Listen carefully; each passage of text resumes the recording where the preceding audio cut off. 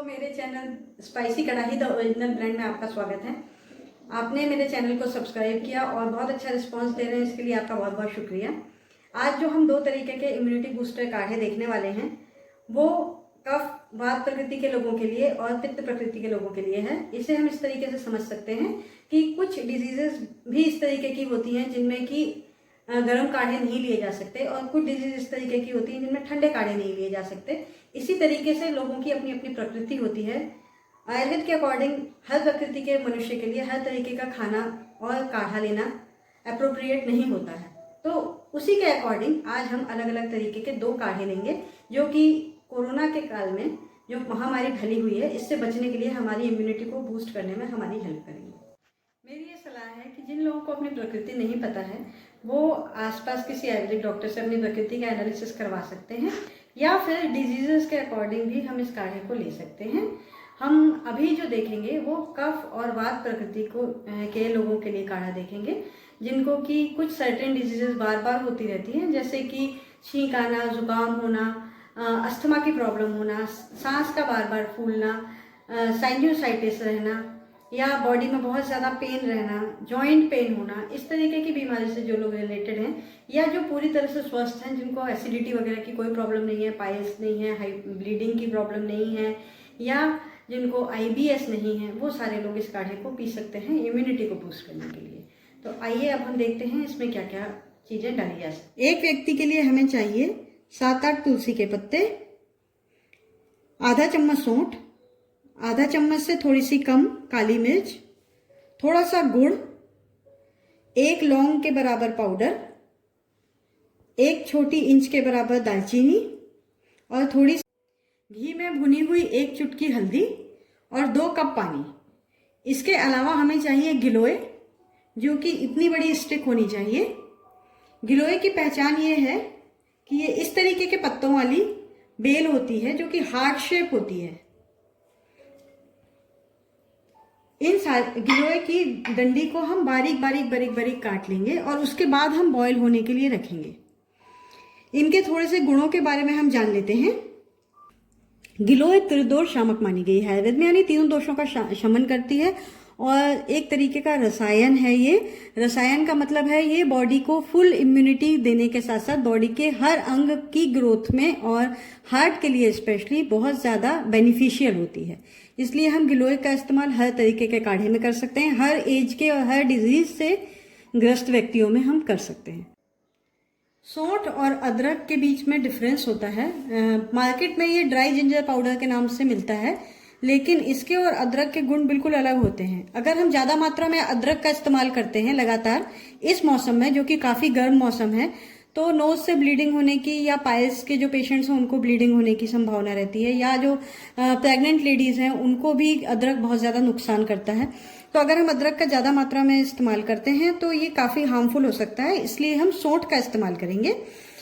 इसके अलावा जो काली मिर्च, गुड़, लौंग, दालचीनी, हल्दी, ये सभी चीज़ें कफ और वात दोनों का शमन करती हैं, यानी दोनों को शांत करने का काम करती हैं और साथ में हमारी इम्यूनिटी बढ़ाती हैं, क्योंकि ये हमारी बॉडी से फूड का नॉट ओनली डाइजेशन करने में हेल्प करती हैं बल्कि उसके एब्जॉर्प्शन में भी हेल्प करती हैं और साथ में किसी भी तरीके के बैक्टीरियाज और वायरसेस से हमारी बॉडी को प्रोटेक्ट करने में, हमारी इम्यून सिस्टम को पोटेंट बनाने का काम करती हैं।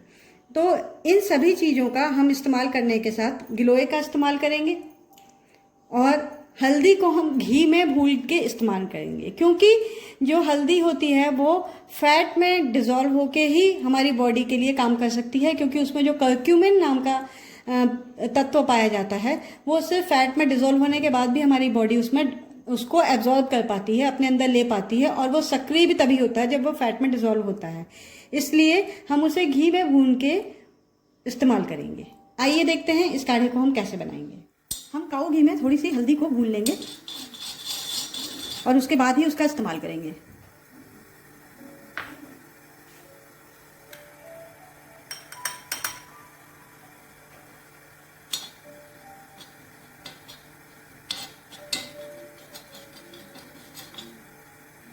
हम सारी हल्दी एक बार में भून के रख सकते हैं और जितने बार हमें चाहिए उतने बार हम काढ़े के साथ में सिर्फ 1 चुटकी हल्दी डाल के इस्तेमाल कर सकते हैं। बस सिर्फ फ्यू सेकंड्स में ही ये हल्दी भुन जाती है। अब इसमें से इतनी सी मात्रा लेके हम काढ़े में डालेंगे। ये हमारा 2 कप पानी है जिसमें हम इस हल्दी को डाल दिया है। अब हम इसमें बाकी चीजें ऐड करेंगे। सौंठ पाउडर, काली मिर्च, गुड़, लौंग, दालचीनी, तुलसी के पत्तों को थोड़ा सा क्रश करके,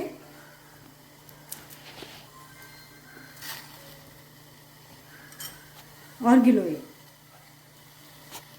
गिलोय को हमने बारीक काट के कुचल भी लिया है। अब हमने इसमें वो गिलोय डाल दिए। इसे हम चला देंगे अच्छे से और इसे उबलने देंगे जब तक कि ये काढ़ा उबल के 1 कप नहीं रह जाता।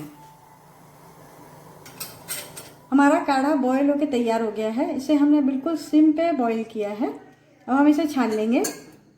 अगर आप खाने में प्रॉपर मात्रा में विटामिन सी ले रहे हैं तो इसमें नींबू डालने की कोई ज़रूरत नहीं होती है, लेकिन अगर आप नहीं ले रहे हैं प्रॉपर मात्रा में विटामिन सी तो आप इसमें नींबू डाल सकते हैं या फिर आंवला डाल सकते हैं। अगर आपको सर्दी जुकाम हुआ है तो आप इस काढ़े को बना के बार बार पी सकते हैं। दिन में 2 बार या 3 बार भी अपनी आवश्यकता के अनुसार पी सकते हैं। हल्का सा फीवरिश फील होने पर भी आप इसे पी सकते हैं, जिससे आपका जो फीवरिश फीलिंग है वो खत्म हो जाएगी। जिन लोगों की बहुत स्ट्रॉन्ग पित्त प्रकृति है और पित्त से रिलेटेड बीमारियां हैं, जैसे जिनको बहुत ज़्यादा हाइपर एसिडिटी होती है और रोज एसिडिटी की मेडिसिन लेनी होती है, या जिनको अल्सर्स है, या ब्लीडिंग पाइल्स है, या मेनोरेजिया मेट्रोरेजिया जैसी बीमारी है, या फिर बहुत ज़्यादा डिस्फंक्शनल यूट्राइन ब्लीडिंग की प्रॉब्लम है, या जिनको स्ट्रॉन्ग स्किन डिजीज है ड्यू टू उनके पित्त बहुत ज़्यादा बढ़ जाने की वजह से, एपिस्टेक्सिस की प्रॉब्लम वालों को ये वो वाला काढ़ा जो मैंने आपको इसके पहले बताया वो नहीं पी सकते हैं। उनके लिए मैंने एक दूसरा इम्यूनिटी बूस्टर काढ़ा तैयार किया है जो वो लोग आराम से डेली पी सकते हैं। आइए देखते हैं क्या क्या चाहिए उसे बनाने के लिए। हम जो पित्त प्रकृति वालों के लिए और एसिडिटी से रिलेटेड डिजीज वालों के लिए काढ़ा देख रहे हैं, उसके लिए हमें चाहिए तुलसी के 6-7 पत्ते, पिसी हुई मिश्री ऑप्शनल है, आप ले भी सकते हैं और नहीं भी ले सकते हैं। अगर आप शुगर पेशेंट हैं तो बिल्कुल ना लें, और अगर नहीं है तो आप ले सकते हैं, क्योंकि काढ़े में कड़वापन होता है और मिश्री वैसे भी पित्त शांत करने का काम करती है, तो ये पित्त शमन का भी काम करेगी, इसलिए इसे लें। और साथ में लें थोड़ी सी काली मिर्च। तुलसी और काली मिर्च हल्की सी गर्म होती है, लेकिन ये बाकी चीज़ों के साथ जो कि पित्त शामक औषधियाँ हैं उनके साथ मिलके ये गर्म नहीं होती है, इसलिए ये इम्यूनिटी बूस्ट का काम करती है। और साथ में ये हमारी बॉडी से फूड का एब्जॉर्प्शन भी इंक्रीज करती है और डाइजेशन में भी हेल्प करती है, और इम्यूनिटी इंप्रूव करने का काम तो करती ही है। तो हम काली मिर्च के अलावा लेंगे थोड़ी सी मात्रा में गिलोय का चूर्ण। इस बार हमने गिलोय का चूर्ण लिया है क्योंकि हर जगह गिलोय की लकड़ी अवेलेबल नहीं होती है, ताजी गिलोय की, और हर कोई पहचानता भी नहीं है। लेकिन गिलोय का चूर्ण मार्केट में बहुत अच्छे से अवेलेबल हो जाता है, इसलिए गिलोय का चूर्ण आधा चम्मच। 1 चुटकी मुलैठी का पाउडर। मुलैठी बहुत अच्छा पित्त शामक है और लीवर टॉनिक भी है, और अल्सर्स को हील करने का काम भी बहुत अच्छा करती है। साथ में ये मोशंस के थ्रू पित्त को रिमूव करने का भी काम करती है। तो मुलैठी की हीलिंग पावर बहुत अच्छी होने के साथ साथ ये बहुत अच्छा पित्त शामक होने के अलावा इम्यूनिटी बूस्टर बहुत अच्छा है। और इसके अलावा हम लेंगे 1 चम्मच आंवले का चूर्ण। इसकी जगह आप फ्रेश आंवला भी ले सकते हैं। 1 आंवला 25 लेमन के बराबर होता है, इतना इसमें विटामिन सी होता है, इसलिए इसको कुक करने के बाद भी इसका विटामिन सी खत्म नहीं होता, और इम्यूनिटी बूस्टर इससे अच्छा और कोई है ही नहीं, इसलिए हम आंवले का चूर्ण लेंगे। इसके अलावा हम लेंगे 2 कप पानी। आइए हम इसे बनाना देखते हैं। सबसे पहले हमने पतीले में 2 कप पानी ले लिया है। अब हम तुलसी के पत्तों को क्रश करके इसमें डाल देंगे। इसमें डालेंगे मिश्री, गिलोय चूर्ण, मुलैठी चूर्ण, आंवला चूर्ण,